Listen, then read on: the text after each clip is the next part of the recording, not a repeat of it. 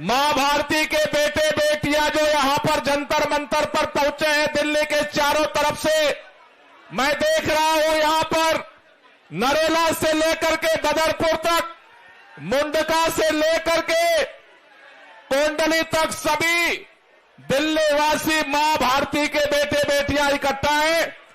एक बार जितने लोग अरविंद केजरीवाल जी को मानते हैं कि अरविंद केजरीवाल ईमानदार है, उनको समर्थन देने आए हैं, एक बार सभी लोग दोनों हाथ की मुट्ठियां बांधेंगे। जिसके जिसके पास हाथ है, पीछे भी दिखाई नहीं दे रहा है लेकिन हाथ दिखाई दे रहा है, दोनों हाथ की मुट्ठियां। हमारे विधायक भी इधर बैठे हैं, देख रहा हूं सभी लोग दोनों हाथ की मुट्ठियां बांधेंगे और पूरी ताकत से हाथ उठा लीजिए। विधायक जी हाथ है तो उठा लो, उठा लो, एक बार पूरी ताकत से आवाज अरविंद केजरीवाल घर से निकले पहुंचने चाहिए। भारत माता की, भारत माता की, इनकलाब, बंदे बंदे। अरे भ्रष्टाचार का एक ही काल, अरे भ्रष्टाचार का एक ही काल। एक बार दोनों हाथ उठ के ताली बजाते हुए नारा लगना चाहिए, अरे भ्रष्टाचार का एक ही काल, अरे भ्रष्टाचार का एक ही काल, अरे भ्रष्टाचार का एक ही काल, अरे भ्रष्टाचार का एक ही काल। साथियों, आप सब जानते हो आज जंतर मंतर पे ये जनता की अदालत क्यों लगाई गई है। दिल्ली के अंदर दिल्ली की जनता ने प्रचंड बहुमत से अरविंद केजरीवाल जी की सरकार बनाई। अरविंद केजरीवाल जी ने भी प्रचंड तरीके से दिल्ली की जनता के लिए काम किया। भारत के इतिहास में जो कोई सरकार नहीं कर सकी वो काम अरविंद केजरीवाल ने करके दिखाया। अरविंद केजरीवाल ने दिल्ली के लोगों का बिजली फ्री किया, अरविंद केजरीवाल ने दिल्ली के लोगों का पानी फ्री किया, अरविंद केजरीवाल ने दिल्ली में अच्छे स्कूल बनवाए, अरविंद केजरीवाल ने दिल्ली में मोहल्ला क्लिनिक चलाए, अरविंद केजरीवाल ने महिलाओं की यात्रा फ्री की, अरविंद केजरीवाल ने बुजुर्गों की तीर्थ यात्रा शुरू की। अरविंद केजरीवाल ने भारत के इतिहास में जितने राज्यों में मुख्यमंत्री बने, सभी मुख्यमंत्रियों के इतिहास में एक नया अध्याय जोड़ा। और ये सारा काम कैसे किया? अरविंद केजरीवाल ने अपने ईमानदारी की ताकत से किया, अपने ईमानदारी की ताकत से किया। लेकिन यही भारतीय जनता पार्टी को दर्द होने लगा पेट में। भारतीय जनता पार्टी ने नारा दिया, न काम करूंगा न काम करने दूंगा। और भारतीय जनता पार्टी ने अभियान शुरू किया। पहले एलजी के माध्यम से काम रोका, काम नहीं रुका। दिल्ली के स्वास्थ्य मंत्री को उठाकर के जेल में डाल दिया, काम नहीं रुका। हमारे शिक्षा मंत्री और उप मुख्यमंत्री मनीष सिसोदिया को उठा के जेल में डाल दिया, काम नहीं रुका। उसके बाद हमारे सांसद संजय सिंह को उठा के जेल में डाल दिया, काम नहीं रुका। उसके बाद दिल्ली के मुख्यमंत्री अरविंद केजरीवाल को उठा करके जेल में डाल दिया और सोचा काम रुक जाएगा, काम नहीं रुका। भारतीय जनता पार्टी ने सपना देखना शुरू किया कि जैसे महाराष्ट्र के अंदर शिवसेना को तोड़ दिया ईडी सीबीआई का डर दिखा करके, शरद पवार जी की पार्टी एनसीपी को तोड़ दिया ईडी सीबीआई का डर दिखा करके, उनके सगे भतीजे को तोड़ करके गठबंधन की सरकार गिरा दी और अपनी सरकार बना दी। भाजपा वाले सपने देख रहे थे दिल्ली में भी जब आम आदमी पार्टी का शीर्ष नेतृत्व जेल चला जाएगा, आम आदमी पार्टी को तोड़ देंगे, केजरीवाल की सरकार गिरा देंगे। मैं आपसे कहना चाहता हूं और भाजपा के नेताओं से कहना चाहता हूं, तुम्हारे पास ईडी की ताकत है, तुम्हारे पास सीबीआई की ताकत है, तुम्हारे पास पैसों की ताकत है, तुम्हारे पास सत्ता की ताकत है, लेकिन अरविंद केजरीवाल के पास भी जनता के दुआओं की ताकत है, जनता के आशीर्वाद की ताकत है। ये लड़ाई कल भी हम लड़ रहे थे, ये लड़ाई आज भी हम लड़ रहे हैं। और भाजपा वालों, कल भी आंख से आंख मिला करके तुम्हारे इस तानाशाही के खिलाफ लड़ाई जारी रहेगी।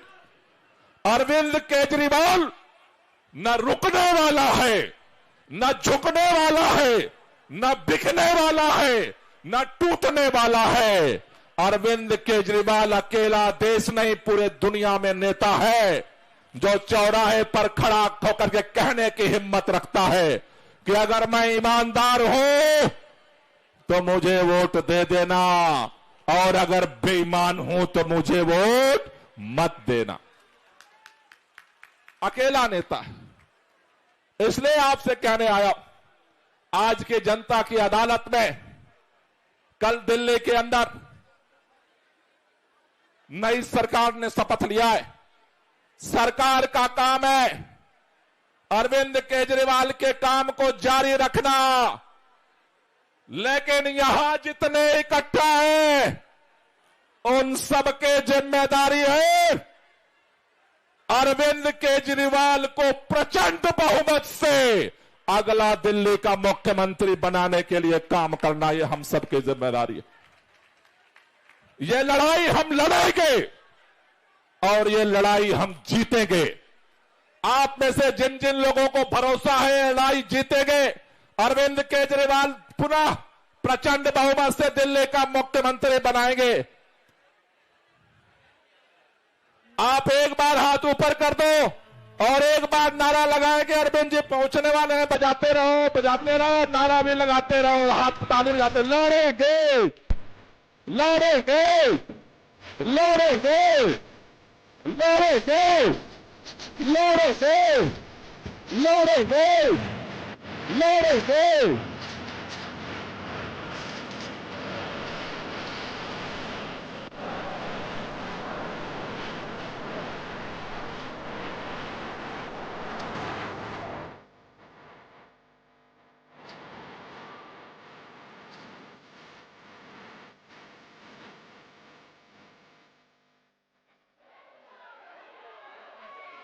बहुत बहुत शुक्रिया आदरणीय गोपाल भाई जी। हमारे बीच जनता की अदालत में हम सबके मुखिया, हम सबके बड़े भाई अरविंद केजरीवाल जी हमारे बीच में एक बार जोरदार नारे के साथ स्वागत करेंगे। भारत माता की, भ्रष्टाचार का एक ही काल, भ्रष्टाचार का एक ही काल। अब मैं आग्रह करूंगा देश के सबसे लोकप्रिय शिक्षा मंत्री और आंदोलन के बड़े भाई हमारे मनीष सिसोदिया जी से कि जनता की अदालत में अपनी बात रखें। आदरणीय मनीष जी बोले।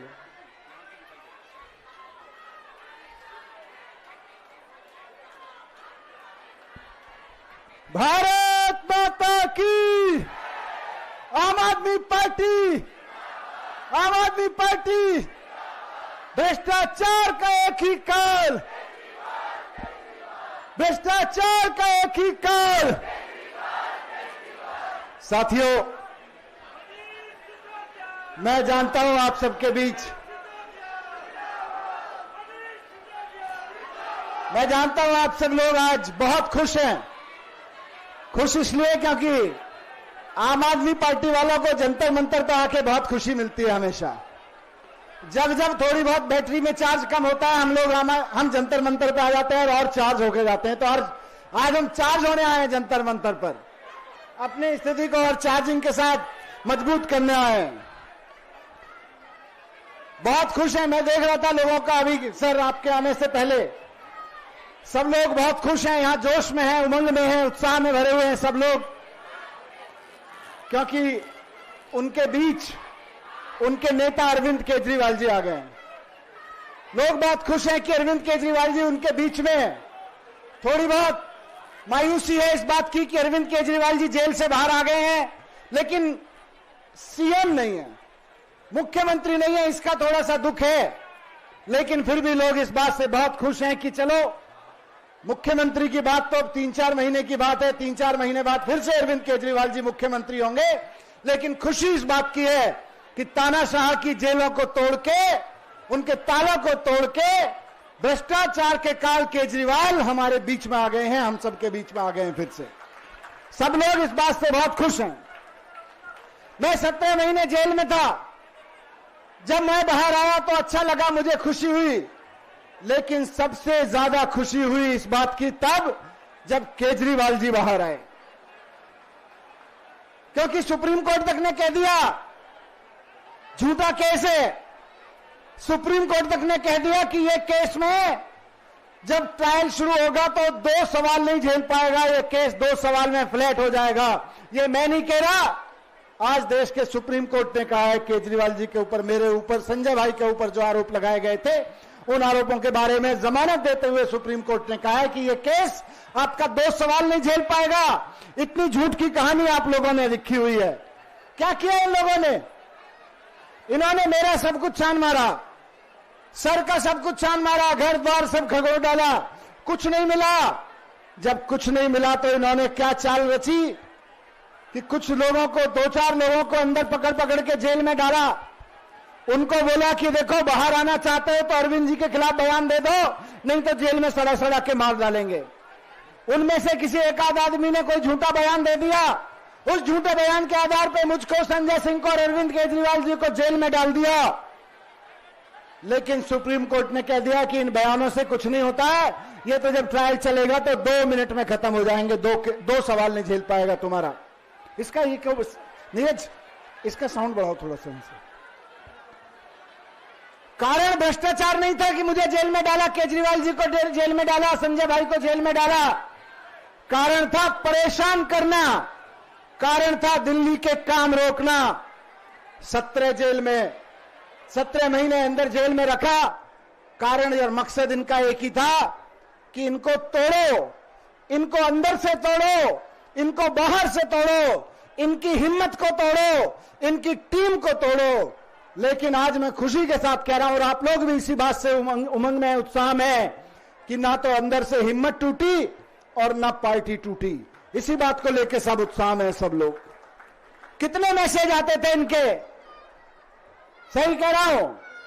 मैंने कई लोगों से बात भी की, आप लोगों में से भी कई लोगों से बात हुई जो मेरे तक पहुंची।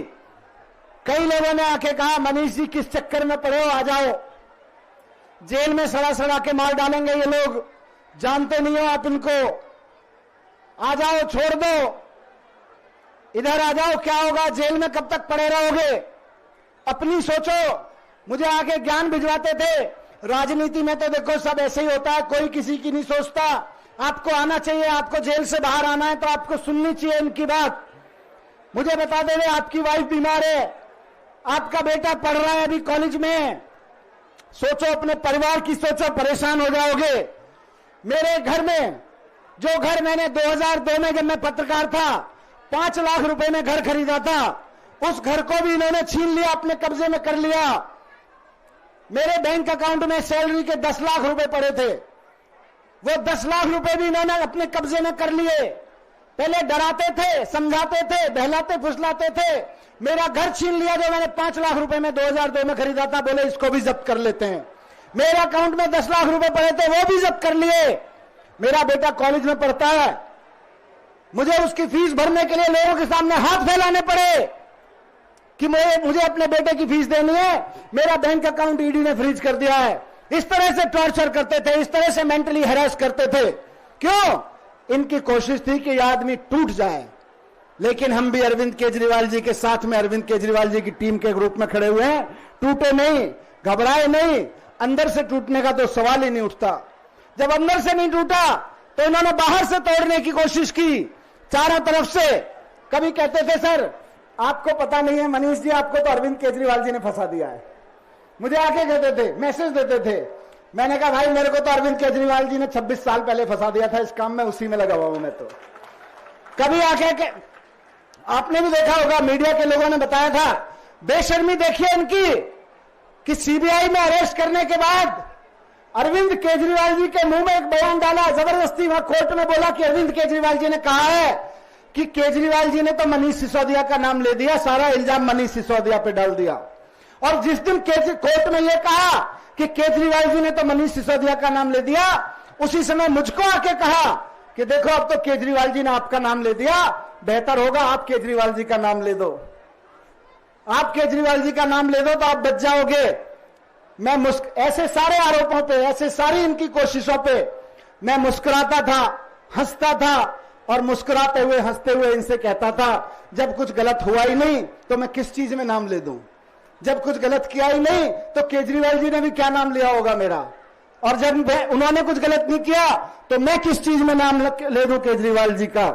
मैंने बार बार उनको कहा और आज इस मंच से जंतर मंतर के मंच से दोहरा रहा हूं। मैं मुस्कुरा कर उनसे कहता था कि आप जानते हो आप क्या कर रहे हो।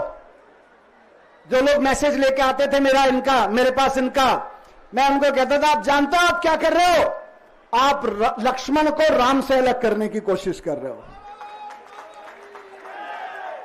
मैंने इनको कहा, भाजपा वालों को जवाब दिया कि आप लक्ष्मण को राम से अलग करने की कोशिश कर रहे हो। कोशिश करना मत, कोई दुनिया के किसी रावण में ताकत नहीं है कि लक्ष्मण को राम से अलग कर सके। बहुत कोशिश की इन्होंने तोड़ने की, समझाने की, मुझे अंदर से तोड़ने की, पार्टी से तोड़ने की। मैं इनको कह देता था कि 26 साल की दोस्ती है, अरविंद केजरीवाल जी मेरे दोस्त हैं, 26 साल से मेरे भाई हैं, मेरे राजनीतिक गुरु हैं, मैं गद्दारी नहीं कर सकता। जब मैंने अपनी वाइफ को यह बात बोली कि इस तरह के मैसेज आते हैं, मैंने उसको नॉर्मली बातचीत में कहा था कि यार मैं कैसे छोड़ सकता हूं ऐसे आदमी का साथ, मैं क्या मुंह दिखाऊंगा इन कार्यकर्ताओं को, क्या मुंह दिखाऊंगा अपने आप को, शीशे में देखूंगा कि मैं ऐसा सोच भी सकता हूं कहीं। तो मेरी वाइफ ने कहा कि कार्यकर्ताओं को और अपने आप को तो बाद में छोड़ो, अगर ऐसा सोचोगे भी तो मेरे को क्या मुंह दिखाओगे अगर अरविंद केजरीवाल जी को छोड़ने के बारे में सोचोगे तो। अगर अरविंद केजरीवाल जी के नाम के बारे में ऐसा सोचोगे, उनके साथ गद्दारी करने के बारे में सोचोगे तो। इनको भी पता था कि 26 साल की यह दोस्ती इनसे टूट नहीं सकती। इन्होंने मुझको और केजरीवाल सर को 18 महीने अलग रखा। मैं कहता हूं फिर से, 26 साल की दोस्ती में मैं और अरविंद केजरीवाल जी 18 महीने तो क्या, 18 दिन भी अलग, 18 घंटे भी अलग नहीं रहे कभी 26 साल में। रोज मिलते थे, रोज देश के बारे में बात करते थे, रोज देश के बारे में काम करते थे, जहां लड़ते थे इकट्ठा लड़ते थे। लेकिन दुष्टों ने 18 महीने मुझको और सर को अलग रखा। 18 महीने बाद मिले अभी 13 सितंबर को, तो दिल बड़ा आया देख के सर को। आपने देखी होगी, मैं जब सर तिहाड़ से निकल के, हम तिहाड़ के सामने भी थे, तिहाड़ से निकल के घर पहुंचे तो जो गले लगाया सर ने और मैंने सर को गले लगाया, आपने वो फोटो शायद देखी होगी, किसी ने फोटो ले ली थी, वो किसी ने फोटो खींची थी। मैं बाद में सोशल मीडिया पे मुझको किसी ने भेजी वो फोटो में देख रहा था। हम दोनों के चेहरे पे आप जान सकते हो कि हमारे और उनके बीच में क्या रिश्ता है, इस दोस्ती के बीच में क्या रिश्ता है। इसको तोड़ने चले थे बीजेपी वाले। मैं देख रहा था उस फोटो को और मैं सोच रहा था कि वैसे तो रामचरितमानस में, रामायण में, इस घटनाक्रम में कभी राम और लक्ष्मण अलग नहीं हुए, लेकिन अगर कभी राम और लक्ष्मण अलग होकर वापस मिलते तो ऐसे ही मिलते जैसे मैं और केजरीवाल जी जिस भाव से मिले थे, उनकी तस्वीर भी ऐसे ही आती अगर वो मिलते उस तरह से, राम लक्ष्मण भी अलग होकर मिलते। हम दोनों 18 महीने के बाद मिले थे। 13 सितंबर को सर जब वापस आए, शाम को सब हम लोग बैठे, सारे मंत्री, विधायक, बहुत सारे कार्यकर्ता थे। जब सब जाने लगे तो सर ने कहा 5 मिनट बैठो मेरे साथ। मैं और सर फिर बैठे थोड़ी देर घर में। जाने से पहले रात को बहुत कुछ बातें थी 18 महीने की कहने सुनने की, बहुत कुछ मेरे दिल में था, बहुत कुछ सर के दिल में था कहने के लिए। हमने बातें की, हमने चर्चा की कि किस तरह से 26 साल पहले परिवर्तन की लड़ाई शुरू की थी, किस तरह से हम दिल्ली विद्युत बोर्ड उस समय हुआ करता था, दलाल साहब जानते हैं, दिल्ली विद्युत बोर्ड हुआ करता था। दिल्ली विद्युत बोर्ड के दफ्तर के सामने मैं और अरविंद केजरीवाल जी जाके एक टेबल चेयर लगाते थे और वहां आने वाले लोगों को कहते थे इस दफ्तर में रिश्वत मत देना, हमने कानून पढ़ रखा है, अगर कोई इस दफ्तर का अधिकारी आपसे रिश्वत मांगेगा तो हम आपकी एप्लीकेशन बनाएंगे, रिश्वत मत देना। हम बैठ के दिन में 50-60 लोगों की एप्लीकेशन लिखवाते थे और वो लोग ऊपर जाके अपना काम करवाते थे। उस एप्लीकेशन की वजह से उनका काम ईमानदारी से होता था, क्योंकि सिटीजन चार्टर के हिसाब से हम एप्लीकेशन बनाते थे। हमने उस दिन बैठ के याद किया सर ने और हमने कि किस तरह से 25 साल पहले, 26 साल पहले ये लड़ाई शुरू की थी, ईमानदारी के लिए, देशभक्ति के लिए, गरीब लोगों की मदद के लिए, भ्रष्टाचार के खिलाफ लड़ाई शुरू की थी। हमने याद किया कि कैसे दिल्ली की झुग्गियों में जाके गरीब लोगों के राशन कार्ड बनवाने से लेके गरीब लोगों के राशन दिलवाने तक की लड़ाई लड़ी है। इसलिए थोड़ी लड़ी थी कि किसी सत्ता में आना है, किसी कुर्सी पे आके बैठना है।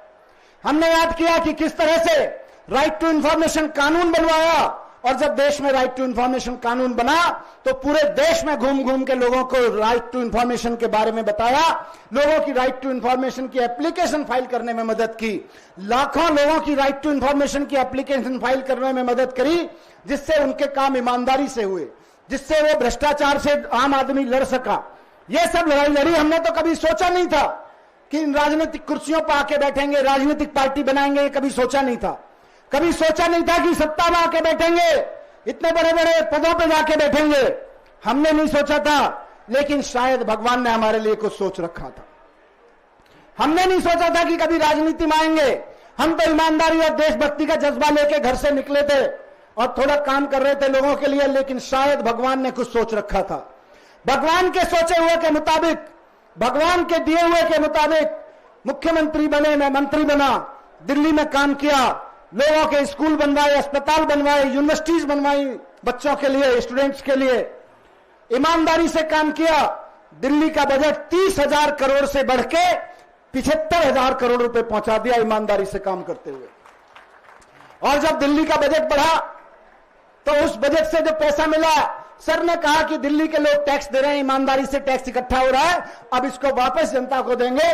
तो बिजली फ्री हो गई, पानी फ्री हो गया, बस यात्राएं फ्री हो गई, तीर्थ यात्राएं फ्री हो गई, अनऑथराइज्ड कॉलोनियों में, मोहल्लों में इतनी सारी सड़कें बन गई, इतनी सारी बसें आ गई जो कभी नहीं आई, 24 घंटे बिजली आने लगी। क्यों? क्योंकि ईमानदारी से काम किया और देशभक्ति से काम किया। मैं जब जेल से बाहर आया, उस दिन रात को बैठे हुए हमारी और सर की बात हो रही थी। मैंने सर को बताया, केजरीवाल जी को, कि किस तरह से मैं जनता में जा रहा हूं, 1 महीने पे से पदयात्रा में जा रहा हूं और किस तरह से मदद मिल रही है वहां से। लोग प्यार कर रहे हैं, लोग कह रहे हैं कि ये गलत किया भारतीय जनता पार्टी वालों ने, ये केजरीवाल जी के साथ गलत किया, ये केजरीवाल जी को रोकना चाहते हैं। मैंने कहा, सर आपसे जनता बहुत प्यार करती है, आपका मान सम्मान और प्यार आपके प्रति बढ़ रहा है जनता के बीच में। केस तो झूठा था ही, जमानत तक तो था ही केस, ये सारा केस जमानत तक था, ये हमारी चर्चा हुई। हमने कहा ये ट्रायल तो 7-8 साल चलेगा, अभी कम से कम 7-8 साल ये ट्रायल चलेगा। अदालत ने कह दिया है कि 2 क्वेश्चन में ये केस फ्लैट हो जाएगा, लेकिन ट्रायल चलने में, ट्रायल खत्म होने में 7-8 साल लगेंगे। सर ने कहा, अब ये बात महत्वपूर्ण मैं आपके बता रहा हूं, हमारे जो चर्चा हुई, सर ने कहा कि अदालत की मोहर तो लग गई है कि केस खत्म है, कुछ नहीं है इसमें, लेकिन जनता की मोहर भी लगानी है कि केजरीवाल जी ईमानदार है। यह जनता की मोहर लगवानी है, जनता की मोहर लगनी है। मैंने पूछा, सर कैसे होगा, क्या करेंगे, कैसे चाहते हैं, क्या करेंगे? तो सर ने कहा कि मैं लांछन लेके सीएम की कुर्सी पे नहीं बैठूंगा। इन्होंने मेरे ऊपर बेईमानी का आरोप लगाया है, मैं ये लांछन लेके सीएम की कुर्सी पे नहीं बैठूंगा। अदालत ने तो कह दिया है कि ये 2 क्वेश्चन में भी टिकेगा केस, लेकिन मैं जनता के बीच जाऊंगा और जनता कहेगी कि केजरीवाल ईमानदार हैं, जनता कहेगी कि केजरीवाल हमारे ईमानदार नेता हैं और चुन के भेजेगी तो मैं कुर्सी पे बैठूंगा सीएम की। मैंने कहा, ये कैसे करेंगे, जनता की मोहर कैसे लगेगी, जनता कैसे कहेगी कि केजरीवाल जी ईमानदार हैं? तो सर ने कहा कि मैं सीएम पद से इस्तीफा दे दूंगा, 3 महीने बाद चुनाव है, अगर जनता दोबारा चुन के भेजेगी और मैं यही कहने जाऊंगा जनता के बीच कि मैंने काम किया है, मैं ईमानदार हूं। अगर दिल्ली की जनता ये सोचती है कि मैं ईमानदार हूं, दिल्ली की जनता ये मानती है कि केजरीवाल ईमानदार है, तो वोट दें और कुर्सी पे बिठाएं, नहीं तो घर बैठ जाऊंगा। केजरीवाल जी ने मुझसे कहा उस दिन 13 सितंबर को। मैंने सर से कहा कि सर आपके दिल में, सर ने अपने दिल की बात कही। मैंने सर से कहा कि अगर आपके दिल में है, ये तो मेरे दिल में भी यही बात है। मैंने भी पिछले 10 साल में आपके साथ कदम से कदम मिलाते हुए दिल्ली की जनता के लिए ईमानदारी से काम किया है। दिल्ली के बच्चों की शिक्षा के लिए स्कूल बनवा के, यूनिवर्सिटीज बनवा के ईमानदारी से काम किया है। मैंने कहा, तो सर जो आपके दिल की बात है वो मेरे भी दिल की बात है कि अब कुर्सी पे एजुकेशन मिनिस्टर की और डिप्टी सीएम की तभी बैठूंगा जब जनता कहेगी मनीष सिसोदिया ईमानदार है। जब जनता ये कहेगी, 3 महीने 4 महीने चुनाव में है, जनता जब ये कहेगी कि मनीष सिसोदिया ईमानदार है, हमें मनीष सिसोदिया शिक्षा मंत्री के रूप में चाहिए, तभी मैं शिक्षा मंत्री की कुर्सी पे बैठूंगा, उससे पहले अब शिक्षा मंत्री की कुर्सी पे नहीं बैठूंगा। जो बात सर के दिल में है वही मेरे दिल में भी है, इसलिए आज जनता की अदालत में आए हैं। आज से अगले 3 महीने 4 महीने जनता की अदालत में रहेंगे, अरविंद केजरीवाल जी के साथ कदम से कदम मिला के चलते रहेंगे और जनता की अदालत में जाके जनता के फैसले का इंतजार करेंगे। उसके बाद जनता से कहेंगे कि ईमानदार है तो वापस कुर्सी पे बिठाओ। अगर आपको लगता है कि अच्छे स्कूल बनवाने के लिए, अच्छी यूनिवर्सिटीज बनवाने के लिए और आपके बच्चों के भविष्य के लिए अरविंद केजरीवाल की जरूरत है जो कि ईमानदार है, तो वापस उनको मुख्यमंत्री बनाओ, तब कुर्सी पे जाके बैठेंगे, नहीं तो नहीं बैठेंगे। ये लांछन लेके नहीं बैठेंगे कुर्सियों पे, इसलिए कुर्सियां छोड़ दी, अब आपके बीच में है, फैसला आपको करना है। पहली बार आपकी अदालत में आए हैं, पहली बार ईमानदारी की आवाज लेके। देश के इतिहास में अरविंद केजरीवाल जी पहले ऐसे नेता हैं जिनकी 2-2 राज्यों में सरकारें हैं, लेकिन मुख्यमंत्री पद का पद छोड़ दिया, मुख्यमंत्री नहीं रहे कि नहीं जनता के बीच जाऊंगा, मैं भी जनता के बीच सर के साथ जाऊंगा और कदम से कदम मिलाते हुए जनता से एक आऊंगा। बस आखिरी बात मैं उन लोगों को कहना चाहता हूं जिन लोगों ने 17-18 महीने में, पिछले 2 साल में मुझको अंदर से तोड़ने की कोशिश की, बाहर से तोड़ने की कोशिश की, कि जब तक अरविंद केजरीवाल जी तानाशाही के रावण के खिलाफ ये लड़ाई लड़ते रहेंगे, राम बन के ये लड़ाई लड़ते रहेंगे, मैं लक्ष्मण बन के इनके साथ खड़ा रहूंगा। दुनिया का कोई रावण, दुनिया के किसी रावण की तानाशाही मुझको नहीं तोड़ सकती, ना मुझे अंदर से तोड़ सकती और ना पार्टी के रूप में तोड़ सकती। भारत माता की बहुत बहुत धन्यवाद। बहुत बहुत धन्यवाद मनीष भाई। एक शेर है कि आसमानों से फरिश्ते जो उतारे जाएं वो भी इस दौर में सच बोले तो मारे जाएं, ऐसा दौर बना रखा है भाजपा ने। राम और लक्ष्मण को अलग करने की कोशिश करने वाली भाजपा, आम आदमी पार्टी परिवार में फूट डालने वाली भाजपा ये भूल गई कि हम रामलीला मैदान और जंतर मंतर के आंदोलन की उपज हैं। हम आंदोलन से उपजे हुए लोग घर फूंक कर समाज की सेवा के लिए निकले हैं। ऐसे में हमें तोड़ने की कोशिश करना, हमें अलग करने की कोशिश करना सिर्फ और सिर्फ भाजपा के चेहरे पर काली पोतेगा। मैं 2 लाइनों के साथ अरविंद जी को आवाज देना चाहूंगा। एक बड़ा खूबसूरत शेर है कि नहीं तेरा नशेमन कसरे सुल्तानी के गुंबद पर, नहीं तेरा नशेमन कसरे सुल्तानी के गुंबद पर, तू शाही है बसेरा कर पहाड़ों की चट्टानों पर। एक बार जोरदार तालियों के साथ हम स्वागत करेंगे हमारे मुखिया, हमारे बड़े भाई अरविंद केजरीवाल जी का। भारत माता की, भारत माता की, भारत माता की, भारत माता की। इनकलाब, वंदे वंदे।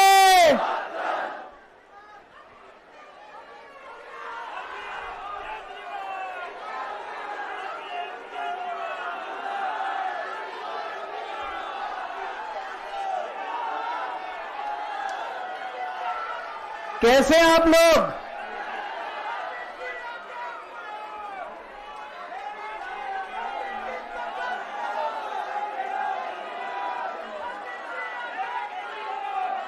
दोस्तों,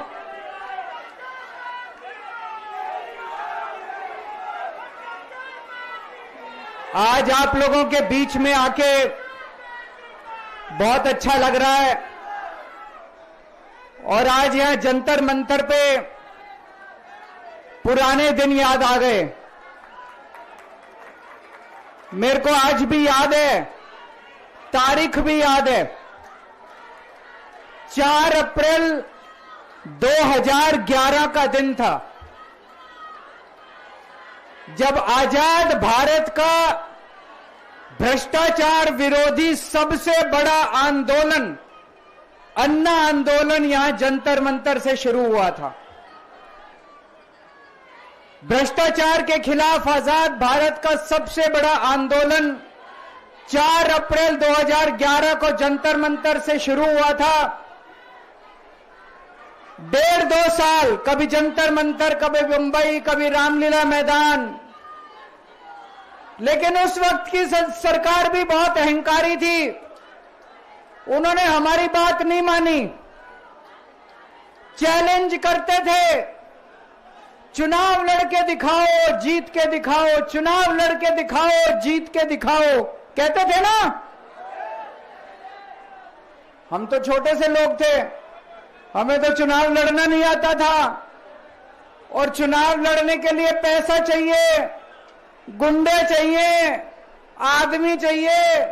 हमारे पास तो ना पैसा था, ना आदमी थे, ना गुंडे थे, हम चुनाव कैसे लड़ते। पर वो बार बार कहते थे चुनाव लड़के दिखाओ, चुनाव लड़के दिखाओ। हम भी चुनाव लड़ लिए, और देखो जनता ने हमको जिता दिया। पहली बार में दिल्ली में आम आदमी पार्टी की सरकार बन गई।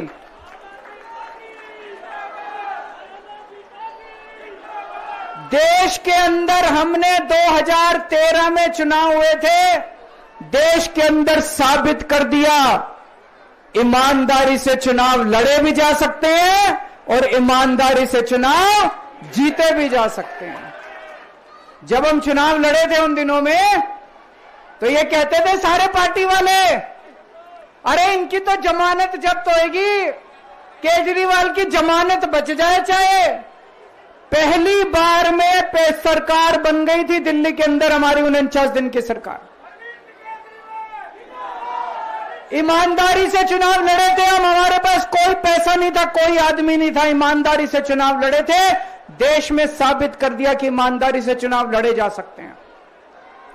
पिछले 10 साल से दिल्ली के अंदर हम लोग सरकार चला रहे थे, ईमानदारी से सरकार चला रहे थे, ईमानदारी से पैसे सरकार के बचा रहे थे, और ऐसी ऐसी सुविधाएं दी हमने जनता को जो कोई कल्पना भी नहीं कर सकता।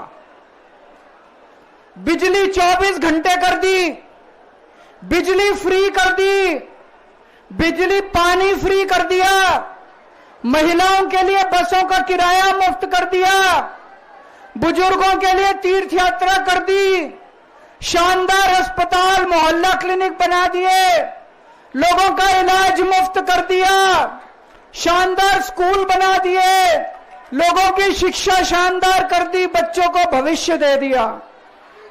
10 साल ईमानदारी से काम किया। मोदी जी को लगने लगा कि अगर इनसे जीतना है तो इनकी ईमानदारी पे चोट करो, इनको बेईमान साबित करो। तो प्रधानमंत्री जी ने एक षड्यंत्र रचा।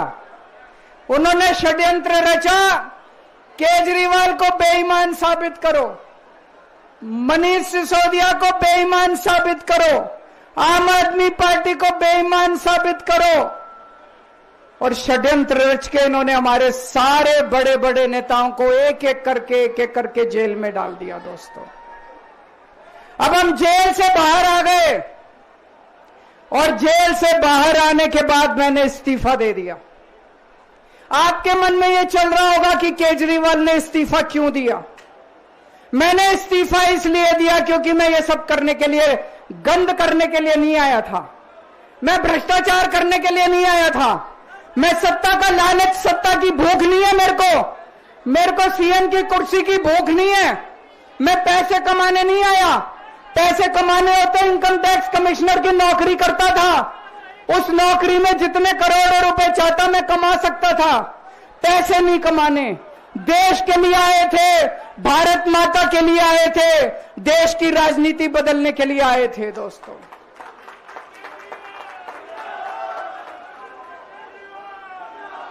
इन नेताओं को फर्क नहीं पड़ता, इन नेताओं की मोटी चमड़ी है, इनके ऊपर जितने मर्जी आरोप लग जाए, इन नेताओं को फर्क नहीं पड़ता। दोस्तों, मैं नेता नहीं हूं, मेरी मोटी चमड़ी नहीं है, मेरे को फर्क पड़ता है।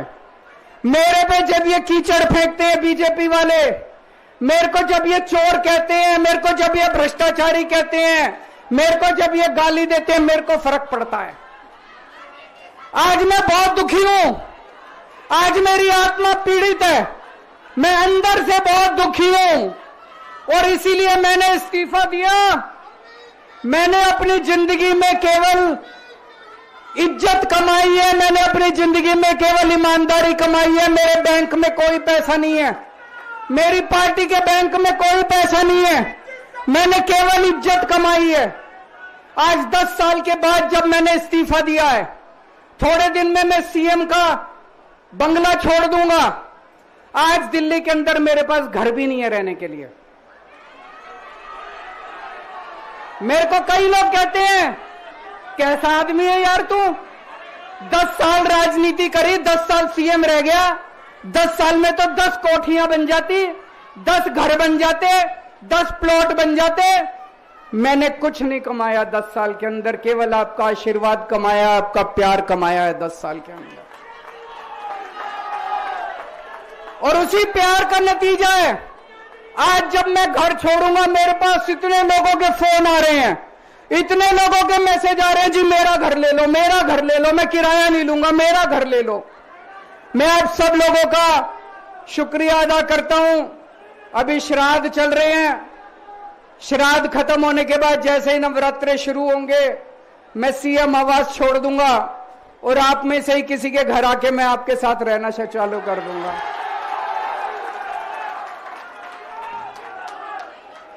इन्होंने, मोदी जी ने हमारे ऊपर सबसे कठोर कानून लगाया, इस देश का ईडी का कानून, पीएमएलए।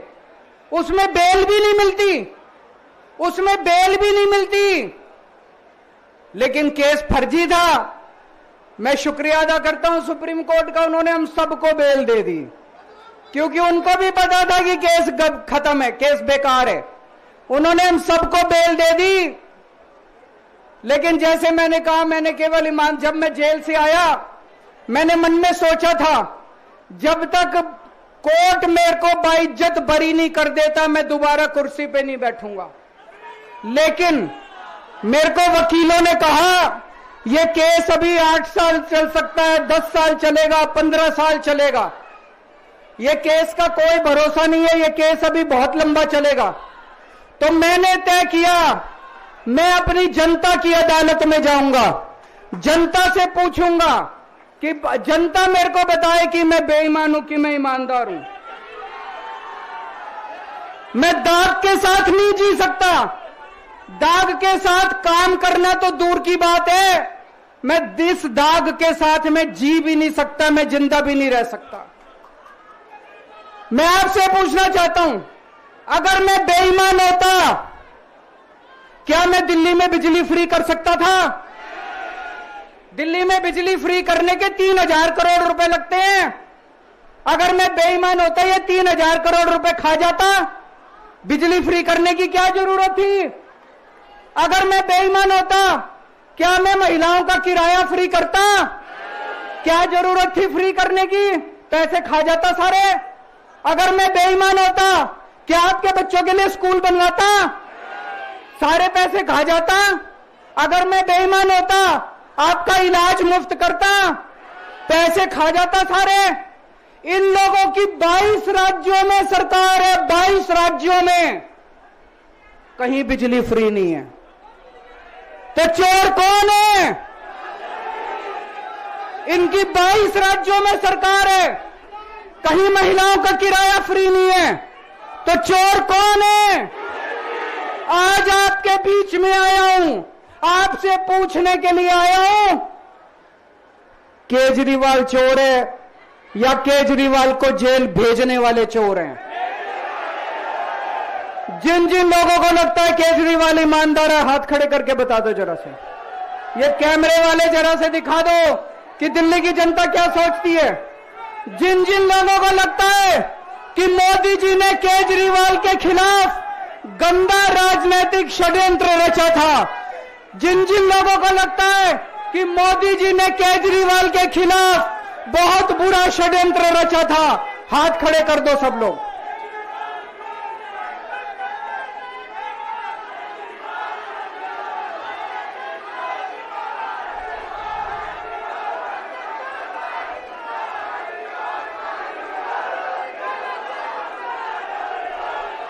एक बात और करना चाहता हूं आज आपसे, एक बात और करना चाहता हूं, बड़े ध्यान से सुनना। एक बात और बहुत जरूरी बात है, सारे जने बड़े ध्यान से सुनना। ये आरएसएस वाले कहते हैं हम राष्ट्रवादी हैं, आरएसएस वाले कहते हैं हम देशभक्त हैं। आज मैं पूरे सम्मान के साथ, आरएसएस के प्रमुख हैं श्री मोहन भागवत जी, मैं पूरे सम्मान के साथ मोहन भागवत जी से 5 प्रश्न पूछना चाहता हूं और आपका समर्थन चाहता हूं। अगर मैं कोई गलत प्रश्न पूछूं तो बता देना, और सही प्रश्न पूछूं तो मैं आपसे हाथ खड़ा करवा के पूछूंगा। मेरा पहला प्रश्न है मोहन भागवत जी से, जिस तरह मोदी जी देश भर में लालच देके या ईडी और सीबीआई की धमकी देके, डरा के दूसरी पार्टी के नेताओं को तोड़ रहे हैं, पार्टियां तोड़ रहे हैं, सरकारें गिरा रहे हैं, क्या यह देश के लिए सही है? मैं मोहन भागवत जी से पूछना चाहता हूं, क्या आप नहीं मानते कि यह भारतीय जनतंत्र के लिए हानिकारक है? पूछना चाहिए कि नहीं पूछना चाहिए मोहन भागवत जी से? मेरा दूसरा प्रश्न है उनसे, देश भर में सबसे भ्रष्टाचारी नेताओं को मोदी जी ने अपनी पार्टी में शामिल करवा लिया। जिन नेताओं को कुछ दिन पहले मोदी जी ने खुद सबसे भ्रष्टाचारी बोला, जिन नेताओं को अमित शाह जी ने खुद भ्रष्टाचारी बोला, कुछ दिन के बाद उनको बीजेपी में शामिल करा लिया। मैं मोहन भागवत जी से पूछना चाहता हूं, क्या इस प्रकार की राजनीति से आप सहमत हो? क्या आपने कभी ऐसी बीजेपी की कल्पना की थी? पूछना चाहिए कि नहीं पूछना चाहिए मोहन भागवत जी से? मेरा तीसरा प्रश्न है मोहन भागवत जी से, बीजेपी आरएसएस की कोख से पैदा हुई है कि नहीं है? कहा जाता है यह देखना आरएसएस की जिम्मेदारी है कि बीजेपी पथभ्रष्ट ना हो। मैं मोहन भागवत जी से पूछना चाहता हूं, क्या आप आज की बीजेपी के इन कदमों से सहमत हैं? क्या आपने कभी मोदी जी से यह सब ना करने के लिए बोला? मोहन भागवत जी बताएं कि क्या आपने मोदी जी को यह सब गलत हरकतें करने से रोका कभी? पूछना चाहिए नहीं पूछना चाहिए? मेरा चौथा प्रश्न है मोहन भागवत जी से, जेपी नड्डा जी ने लोकसभा चुनाव के दौरान उन्होंने कहा कि बीजेपी को अब आरएसएस की जरूरत नहीं है। आरएसएस बीजेपी की मां समान है कि नहीं है? क्या बेटा इतना बड़ा हो गया कि मां को आंखें दिखाने लग गया? क्या बेटा इतना बड़ा हो गया कि आज मां को आंखें दिखाने लग गया? जिस बेटे को पाल पोस के बड़ा किया, जिस बेटे को प्रधानमंत्री बनाया, आज वो बेटा पलट के मां को अपनी आंखें दिखा रहा है। मातृतुल्य संस्था आरएसएस, आज वो बेटा अपनी मातृतुल्य संस्था को आंखें दिखा रहा है। मैं मोहन भागवत जी से पूछना चाहता हूं, जब नड्डा जी ने ये कहा तो आपके दिल पे क्या गुजरी, आप जरा बताइए इस देश को। क्या आपको दुख नहीं हुआ? मैं आरएसएस के हर कार्यकर्ता से पूछना चाहता हूं, जब नड्डा जी ने कहा कि हमें आरएसएस की जरूरत नहीं है, क्या आरएसएस के हर कार्यकर्ता को दुख नहीं हुआ? मेरा पांचवा प्रश्न मोहन भागवत जी से मैं कहना चाहता हूं, आप ही लोगों ने मिलकर कानून बनाया था कि 75 साल के होने पे कोई भी व्यक्ति रिटायर होगा। इस कानून के तहत आडवाणी जी को रिटायर कर दिया, मुरली मनोहर जी जैसे बड़े बड़े नेताओं को रिटायर कर दिया, बीसी खंडूरी जी को रिटायर कर दिया, कलराज मिश्र को रिटायर कर दिया, शांता कुमार को और पता नहीं कितने लोगों को रिटायर कर दिया। अब अमित शाह जी कह रहे हैं कि यह नियम मोदी जी पे लागू नहीं होगा। तो मैं मोहन भागवत जी से पूछना चाहता हूं, क्या आप इससे सहमत हो कि जो नियम आडवाणी जी पे लागू हुआ वो मोदी जी पे लागू नहीं होना चाहिए? आप ये पूछना चाहते हैं कि नहीं पूछना चाहते? पूरा देश आज मोहन भागवत जी से ये प्रश्न पूछना चाहता है। एक और बात रखना चाहता हूं मैं, प्रश्न के रूप में नहीं है। आज हमारे देश के अंदर शिक्षा व्यवस्था का बहुत बुरा हाल है। जिनके पास पैसा है वो अपने बच्चों को प्राइवेट स्कूलों में भेज देते हैं, जिनके पास पैसा नहीं है वो मजबूरी में सरकारी स्कूलों में भेजते हैं। 75 साल के अंदर सरकारी स्कूलों का बेड़ा गर्क कर दिया हर सरकार ने इस देश के अंदर। लेकिन ऊपर वाले की कृपा है कि ऊपर वाले ने इस देश को एक मनीष सिसोदिया दे दिया। 75 साल के बाद इस देश में एक ऐसा शख्स आया जिसने गरीबों के बच्चों को भविष्य की एक उम्मीद दी। एक रिक्शे वाले का बेटा, मजदूर का बेटा, किसान का बेटा, जिसे कोई उम्मीद ही नहीं बची थी कि मेरे बच्चे बड़े होकर कुछ बन सकते हैं, आज उनके बच्चों को अच्छी शिक्षा देकर मनीष सिसोदिया ने उनको उम्मीद दी है। ऐसे मनीष सिसोदिया को प्रधानमंत्री मोदी जी ने 2 साल जेल में रखा। मनीष सिसोदिया की जिंदगी उसकी अपनी जिंदगी नहीं है। मनीष सिसोदिया की जिंदगी देश की जिंदगी है। मनीष सिसोदिया का एक एक जिंदगी का पल इस देश का पल है। ये 2 साल मनीष सिसोदिया के खराब नहीं हुए, ये 2 साल इस देश के खराब हुए हैं। अगर आज मनीष सिसोदिया जेल के बाहर होता, न जाने कितने और नए स्कूल बनते, न जाने कितने बच्चों को शिक्षा मिलती। तो मैं मोहन भागवत जी से भी पूछना चाहता हूं कि क्या आरएसएस इस किस्म की हरकतों से सहमत है? ये सारे प्रश्न आज मैंने मोहन भागवत जी के सामने रखे हैं।